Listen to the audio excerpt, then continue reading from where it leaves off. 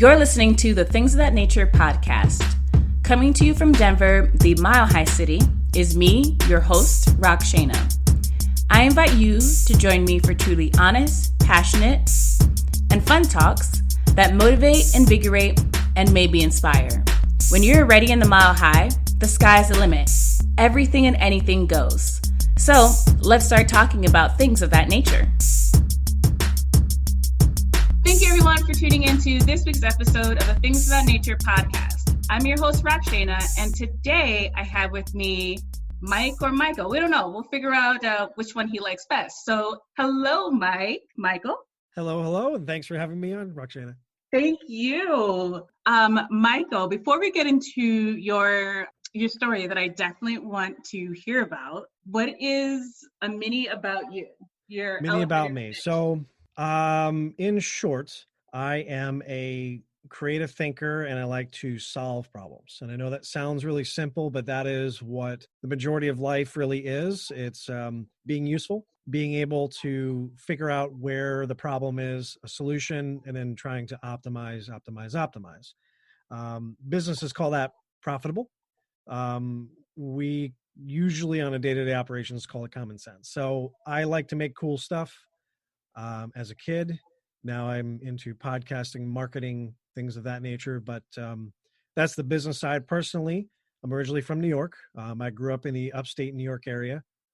Was in quite a few places on the East Coast of the United States before bouncing around a little bit. Was in New York City for about, I think, 4 years before I came down to where I am now in Central Florida, in the close to the Orlando area. Been here for probably about the same amount of time. So if any indicator, that means it's time for me to probably pick my next destination, maybe overseas or California, somewhere completely different. But in a sense, it's just I like to be inspired. I like to be creative, and I like to surround myself with either resources that allow me to do that or situations that allow me to do that, or most importantly, people. Can't really depend on people all the time. I'm more of a self-taught creative. When people say, hey, what do? You're basically a life student. You're always learning something. And the only way that most of these experienced or veteran level master teachers and artisans got to be where they are, it's a lot of trial and error, and a lot of things weren't taught to them necessarily. They were experienced. And I find that to be the best way to live life. It may not be the easiest way, or sometimes the most cost-effective, financially, physically, or emotionally, but it is the most impactful way to go about your day-to-day, but also just to pass that on. So you learn something, you can maybe pay it forward and try to avoid somebody the headache or heartache, if they are open and receptive to your insight, your experience, and really your due diligence. So is your way of helping people kind of the sense of like teaching them what you've learned and spreading that? Well, it's multiple levels. So as my background is in design, a bit of a techie, it would be, hey, I'm that go-to person where you would ask about what's the next phone, when I was in high school and things like that. What's the next phone? What computer should I use? Why? And that really spread into why I do more of the podcasting that I do for my design brand for Mike Tech Studios podcast and Mike Tech Studios. But I also, I'm a bit of a perfectionist. So when it comes down to, I waited for a while to share things on a public platform or social media or things like that, because you always feel like I'm not good enough, or I should be a little bit better, or let me wait a little bit more to things a little bit, just a little bit more. And it's actually the other way around. The sooner that you get into that and see where you can help out, where your really just your direction can be welcomed. I don't know if you had a chance to see any of the content or any of your listeners, but I do two main podcasts. One is the Mike Tech Studios podcast. It's basically for creatives such as ourselves, marketing, business, anything of insight that I feel that I've experienced that either somebody could avoid, not getting paid, just normal day-to-day things that could help, or just things of interest or value that I want to share. And then there's also the Recruitmentary podcast. That is specifically based on my pain points, contractually over the years, what I've had to deal with recruiters, what I've had to deal with, finding work, temp agencies, hiring managers, things like that. And I actually took that pain point and I realized that there wasn't an opportunity there for folks to listen to great content. You had Bill Nye the Science Guy, for example. I always like to reference that. He was funky, he was insightful, but you didn't really forget what it was that you were watching, and you carried that with you. And in life, we have the top three things that I have found that we have the most difficulty with or could use really guidance: managing our money, managing our relationships, personally, professionally, romantically, etc., and also our careers. And again, I'm not a recruiter. I'm not a hiring manager, but I have been in those conversations. I've been in those meetings. I have sometimes been the deciding factor, and I was just a third party. And being able to share that insight and that knowledge, I guess, in real time, without any sales gimmick to it or like kickback or spiff.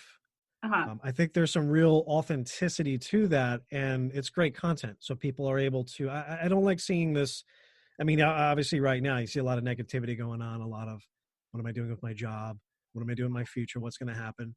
Right. Ironically enough, that has been the mantra of many people for the past 15, 20 years. It's no different. It's more important now. It's impacting far more people than you would expect, but the content is exactly there for that purpose. So, ironically enough, it's helpful in a far more impactful way now than it ever could be. And that's really what you need to decide as a person who you are. So career-wise, a lot of people aren't prepared. They get on LinkedIn, they'll get on these types of platforms, social media, after they've lost their job, after the impending doom, where they should kind of be, even business and professionally, networking constantly, being out there constantly, doing what you do now constantly, as we do as podcasters. Get to know people, talk to people, create that, your orbit, they like to say in business, so that if something happens, good or bad, you always have somebody to refer to, somebody that you can refer, right? It's a give and take. You don't just want to give or take.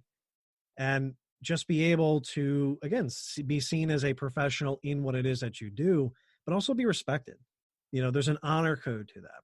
So kind of, in a sense, a little bit of everything for what I do personally. I try to bring in as much professionally as I can. You sound like the go-to guy in the office. I have always joked about it. I actually updated my website, the Swiss Army knife of small business, because that was literally what I was. It was, you don't get a paycheck that says graphic designer. You don't get a paycheck that says podcast editor. You don't get a paycheck for customer service. You get a paycheck with your name on it, hopefully the correct amount, and the company that issued it to you. So you are 100% in the trenches for supporting that business, and you have to be very careful about that, because in your personal life, people are going to come at you, good or bad. If your pastor sees you at the church, are you going to be ashamed of the job that you do? So I don't do like e-cigarettes. I don't do escort work. I don't do anything that's marketing that's morally gray like that. It's profitable, very profitable.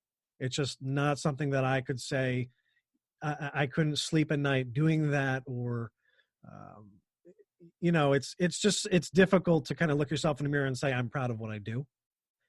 And, even back when I was working retail, that was difficult because they wanted you to push credit cards as part of your thing. I don't know where you started. I know that you're, a choreographer. You like to motivational speak as well, singer. But unfortunately, retail is where most people, have their break-in at, And I felt it very difficult to try to push credit cards on folks that didn't need it. If I sold something to you, and then I had to see you in the street later on, and it was a murderous APR, and it was very difficult to make a payment, and I knew that, and I still pushed that sale and that card onto you, I'm a bit of a douche. It's just, it could have been avoided. And those are the things that you really have to be really methodical about when you are working for a brand, supporting a brand, also being your brand. How do you sound? How are you coming off? How's your social media looking or representing yourself? Your content. Is your content, what type of listenership or audience are you attracting? Consumers, customers, and why? Is that what you want? And if so, maybe get some feedback, see what it is that attracted them first. Was it your picture or was it your content? And these are really, really intentional decisions that you have to think about in clarity on a day-to-day basis. That's really what marketing is. Marketing is pitching your story to the mass. Can't even speak. Look at that. Pitching your story to the masses in a way that's favorable, authentic, and really true to yourself and also what your product or service is. And I think it gets a bad name a lot of times because it rolls into sales. Marketing and sales can sometimes be used interchangeably in the same title. That sucks because they're completely different roles. They're similar, but they're not the same. So there's different ways that you can help people without, having to put your hands on their, on their future by just, having something insightful or having content that is meaningful or just of quality to listen to watch, to pay for, masterclass, things of that nature. I definitely agree with you. And so sales jobs weren't my thing. And I'm actually, with you listening to you speak, I am reading the book Starting with Why by Simon Sinek, and he goes that similar route. People buy what you do. Oh no, people buy why you do, not what you do. I think I said that wrong still, but you get the gist. Look, you got the book name out there. People can take a listen to it and look it up and if they comment, hey, listen, good exposure is, better than no exposure or bad exposure. If somebody's going to, comment, at least they listen. So that's all that matters. That is very true. I should start doing that more. That is very true. But I mean, it's about what you answer to, right? So I'm a huge stand-up comedy fan, huge. Like I listen to stand-up comedy. I watch or perform improv comedy when and where I can. Like most people, listen to Pandora, Spotify, right? And one of I have so many, and it depends on the era, depends on the year, it depends on my mood. But I was always a D.L. Hughley fan. And, he's definitely one of the most sensitive when it comes to politics, racism, things of that nature. So I have to, I give him a pass for stuff like that because, again, I've walked a lot of situations that are similar to his.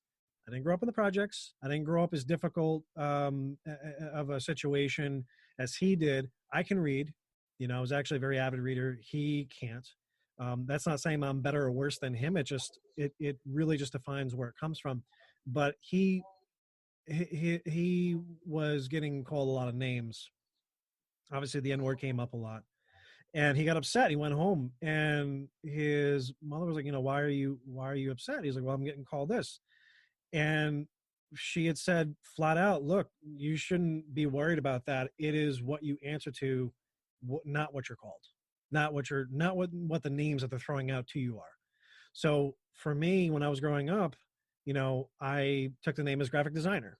I didn't like the title because it was very specific, but it gave people an idea of what it is that I did.